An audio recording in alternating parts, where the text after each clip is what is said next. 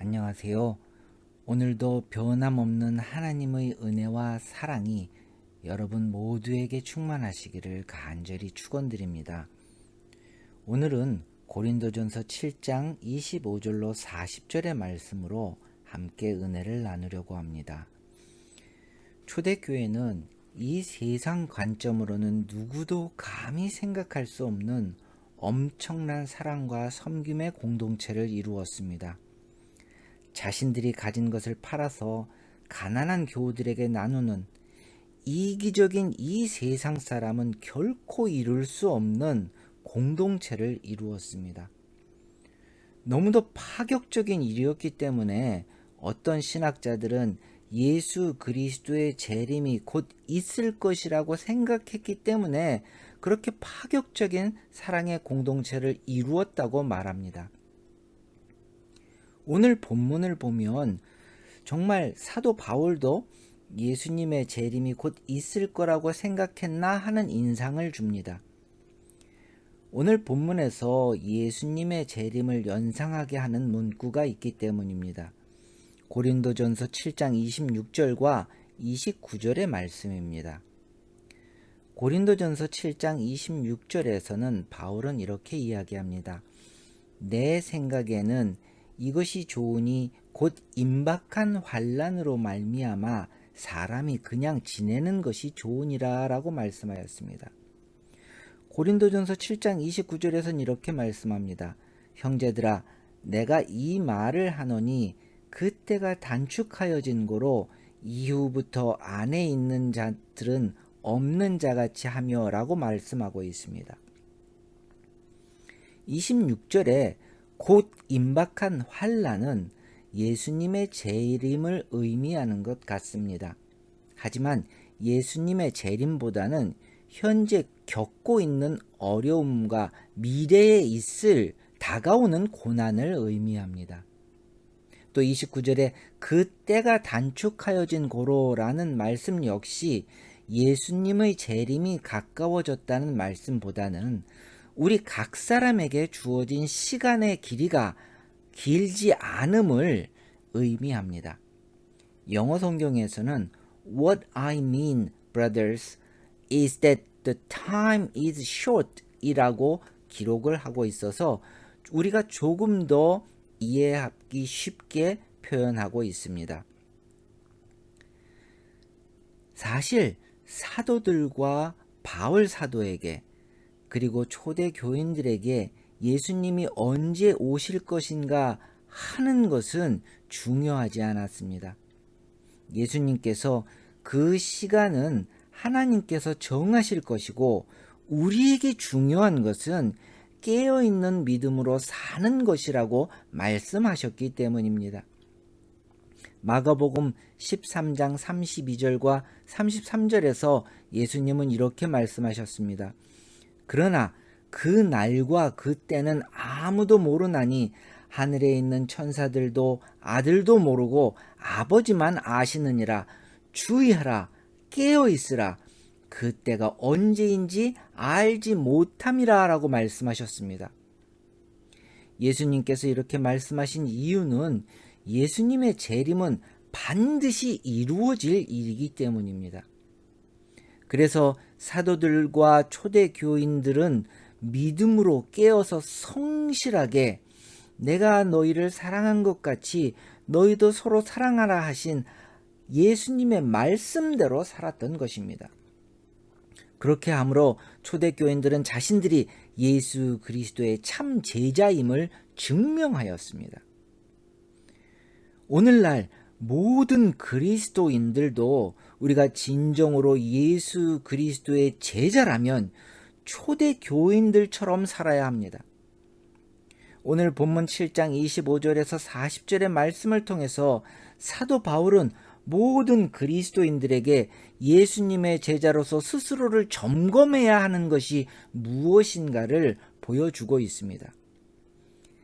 가장 먼저 우리가 스스로를 점검해야 하는 것은 하나님이 우리의 삶의 주인이 되어 있는가 하는 것입니다. 우리는 정신없이 하루하루를 바쁘게 삽니다. 다른 일에 마음을 쓸 여유가 없습니다. 그러다 보면 우리 자신도 모르는 사이에 우리의 삶의 우선순위에서 하나님은 멀어져 있는 것을 보게 됩니다.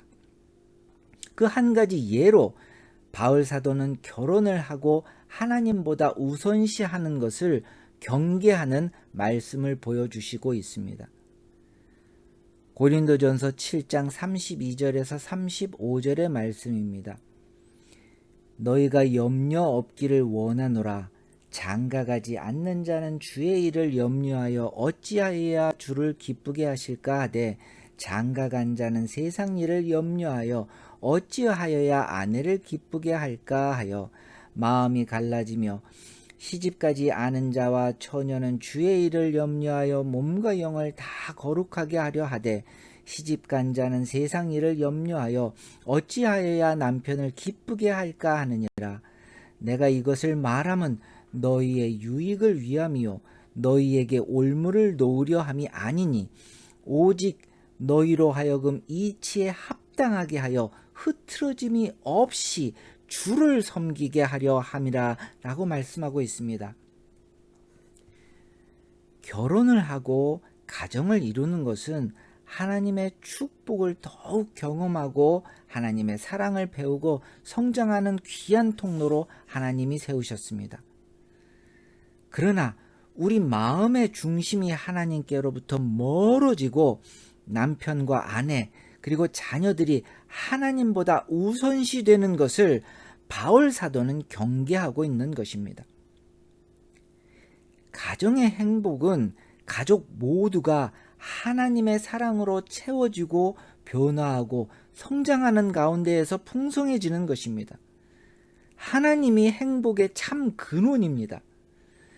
그래서 하나님은 가정을 통해서 하나님의 사랑을 알고 믿음이 풍성해지는 축복된 장소로 세우셨습니다. 그런데 남편과 아내 그리고 자녀들이 삶의 중심이 되면 하나님께서 주신 축복이 왜곡되기 시작합니다. 그리고 하나님의 말씀이 삶의 중심에 자리하지 못하게 됩니다. 재물과 이 세상의 다양한 즐거움이 우리의 삶의 중심에 자리하게 됩니다. 이 세상의 즐거움과 재물이 삶의 목적으로 자리하는 것을 경계하시면서 예수님께서는 이렇게 말씀하셨습니다. 마태복음 6장 24절과 25절의 말씀입니다. 한 사람이 두 주인을 섬기지 못할 것이니 혹은 이를 미워하고 저를 사랑하거나 혹은 이를 중히 여기고 저를 경히 여김이라. 너희가 하나님과 재물을 겸하여 섬기지 못하리라. 그러므로 내가 너희에게 이르노니 목숨을 위하여 무엇을 먹을까 무엇을 마실까 몸을 위하여 무엇을 입을까 염려하지 말라. 목숨이 음식보다 중하지 아니하며 몸이 의복보다 중하지 아니하냐라고 말씀하셨습니다. 예수님께서 이렇게 말씀하셨지만 우리 안에는 여전히 두려움이 있습니다. 하나님을 믿고 의지하는 것이 정말 괜찮을까? 그래도 재물이 있어야 하지 않을까? 만약의 경우를 대비해서 무엇인가 준비해야 되지 않을까? 이런 두려움과 걱정이 우리를 떠나지 않는 것이 사실입니다. 하지만 이런 두려움과 걱정에도 불구하고 믿음으로 하나님을 의지하는 사람들에게 하나님은 분명한 열매로 응답하십니다. 우선 나 자신이 기도하며 하나님의 말씀을 좇아 살려고 최선을 다하는 모습이 가족에게 영향력을 미칩니다. 그리고 가족이 함께 하나님의 말씀을 붙들고 기도하며 믿음으로 살면 가족 모두가 하나님의 열매를 함께 보고 담대한 믿음이 가족 모두에게 자리하게 되는 것입니다. 가족 모두가 서로에게 위로자가 되고 격려자가 되고 그리고 가족이 함께 하는 것이 행복하게 됩니다. 그래서 하나님이 그리고 하나님의 말씀이 가정의 중심에 자리해야 하는 것이 중요한 이유가 바로 여기에 있습니다. 바울 사도는 오늘 우리의 삶의 중심에 무엇이 있는지 다시 한번 점검해 보라고 도전을 주시고 있습니다. 또 바울 사도가 우리에게 주시는 두 번째 영적인 도전은 고난과 아픔이 있을수록 더욱 하나님의 인도하심과 분별의 지혜를 구하고 하나님께 순종하는 나 자신을 점검하는 것입니다. 사도 바울은 과부들을 향해서 이렇게 권면합니다. 고린도전서 7장 39절과 40절에서 아내는 그 남편이 살아있는 동안에 매여 있다가 남편이 죽으면 자유로워 자기 뜻대로 시집갈 것이나 주 안에서만 할 것이니라. 그러나 내 뜻에는 그냥 지내는 것이 더욱 복이 있으리로다. 나도 또한 하나님의 영을 받은 줄로 생각하노라 라고 말씀하고 있습니다. 사도 바울 시대에 과부와 어린이들은 경제적으로 매우 취약한 사람들이었습니다. 남편이 없는 과부들은 생계를 유지할 수가 없었기 때문입니다. 그래서 남편을 잃어버린 과부들은 사랑하는 사람을 떠나보낸 슬픔과 함께 경제적인 절망감으로 고통받아야 했습니다. 바울 사도는 이런 고난과 슬픔과 어려움이 클수록 인내함으로 하나님의 인도하심을 구하며 분별하라고 권면하고 있습니다. 고난과 슬픔, 절망에 닥쳤을 때 우리는 하나님을 원망합니다. 고난의 어려움, 슬픔과 절망이 클수록 아무것도 보이지 않고 무슨 권면도 마음의 여유가 없어서 들리지 않습니다. 무엇을 어디서 어떻게 시작해야 될지 막막하기만 합니다. 세상에 혼자 남아있는 것 같고 하나님이 보이지 않습니다.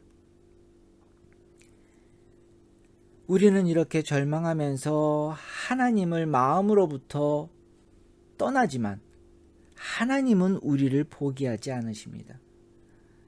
오히려 예수 그리스도 안에서 우리가 겪고 있는 모든 형태의 고난을 능히 감당할 수 있도록 위로하시고 감당할 수 있는 힘을 주십니다.